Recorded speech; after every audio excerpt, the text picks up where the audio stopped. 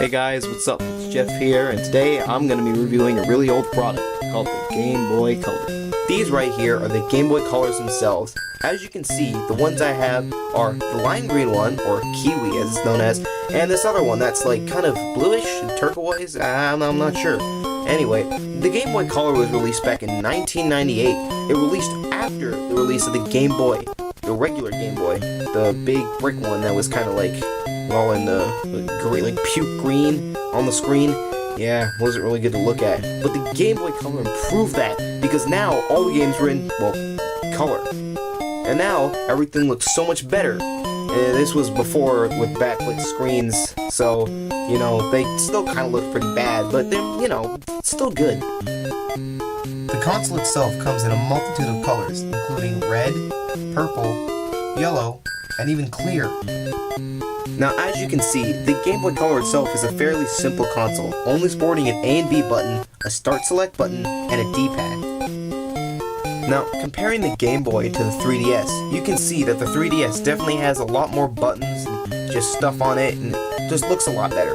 With a flip screen and everything, and 3D mode, it's evolved a lot since the Game Boy, and I think it's honestly pretty cool how Nintendo's been able to shape up something as scrawny as this and turn it into something like this.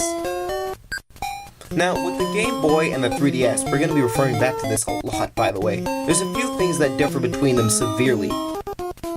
For one, the 3DS has the Nintendo eShop, allowing you to download games and accessories for your Nintendo DS, so things are more convenient.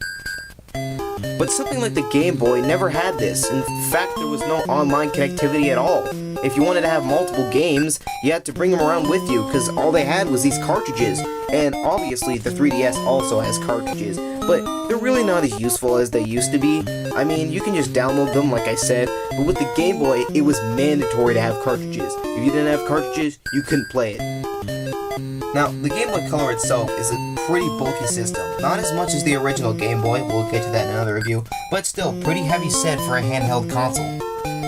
Now, having a handheld console back in 1998 was a pretty big thing. There were no smartphones like there are today, so you couldn't just pull out your phone and start playing on an app or a game or something. So, for a kid back in 98, this was all we had for entertainment. If you were a kid back then you probably remember bringing these on road trips and stuff. It was pretty convenient actually, since we had no other mobile devices and a lot of us just wishing we could go back home and play our video game consoles. But, with something like the Game Boy, there's always one thing you gotta have if you're planning to use it for a long period of time. Batteries. See, with the Game Boy, batteries were a necessity. There were no rechargeable battery packs like there are today, so the only way to play this thing was to pop in a couple of AA's. The thing that sucked about relying on batteries for this thing was that they always seemed to run out very quickly, so you'd put a few new ones in, and then you'd find yourself running to the store a couple hours later just to get some more so you can play your Game Boy. Well, I guess you should just stop talking about the Game Boy itself and just play it. So, right now, I'm playing Home Alone on the Game Boy.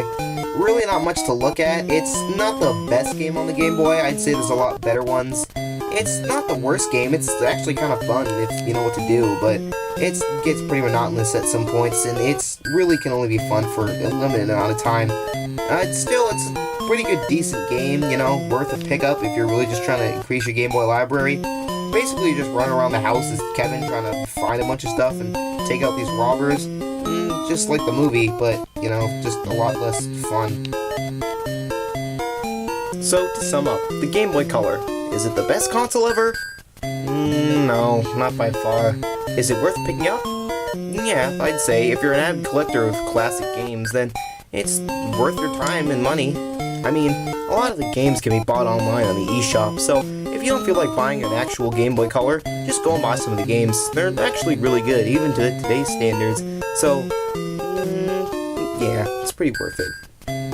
Well, that's all I have for today. I'll see you guys in the next review, if I do another review.